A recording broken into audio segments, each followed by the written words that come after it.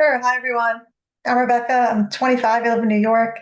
I was a college student at Binghamton. It's in upstate New York, and I was on a ski trip with some friends. I was a few months shy of graduation, and I had a ski accident. I don't really remember the day at all itself, but I woke up a few days later in the hospital, and I was told I had a spinal cord injury at the C1, C2 junction, so the highest point on the spinal cord. So I'm paralyzed from the neck down. Can't breathe on my own. You notice I don't have a ventilator on. It's because I have a diaphragmatic pacing device, so it breathes for me without a ventilator. So that's nice. They airlifted me to New Hampshire, and I was there for 17 days. And the Christopher Reeve Foundation was pretty helpful at that time. They called my parents. I think my parents spoke directly to Alan. They were a really big support system and gave really good advice. And I was there 4.5 months, and I was on a feeding tube at the time. I eventually got the feeding tube taken out. I started to talk again, eat again, started painting with my mouth in recreational therapy. And I now have an Etsy page called Made by Mouth. I sell my artwork. I also have an Instagram. I like to read, watch TV, hang out with my friends, and sort of creating a life for myself now that I can't move any of my limbs and try to do as much as I can, really.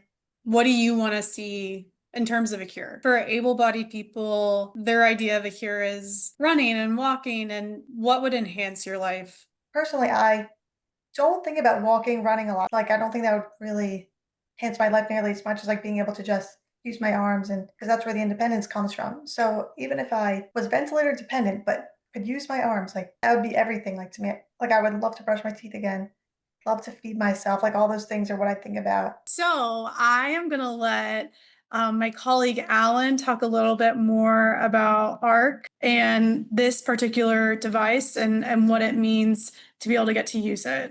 I am a quadriplegic for 37 years. I got hit by a wave in Club Med on vacation and broke C5 and C6. And what we're talking about with regards to the arc is amazing. My hands used to be very flat, like flippers. My friends would always call me flippers. My hands are starting to take shape and I'm moving fingers individually and feeling things differently than I ever have. I was not able to lift or hold a bottle by myself 3 years ago. They plugged me in, turned me on, and I started to feel different. And here they were putting leads on the outside of my neck that would then send the pathways through my brain. Everything started to feel different. I immediately started to be able to move my hands and do things. You know, now I go out with my friends and I'll pick up a beer and I'll go grab it and I'll be like, here, you want that? And they're like, I have one. I go, I know, but when's the last time I passed this to you? You know, and they'll be like, oh my God, I was like 35 years ago, you handed me a beer. So like little things like that, which you just don't really kind of think of that are big. You know, now it's just a matter of these devices are here. They're in the here and the now. This can be you anytime. We don't ask for this. We weren't born with it. There's no rhyme or reason to it. But when you are chosen, you are chosen. And my phone rings all the time. Kelly knows this and Rebecca knows this.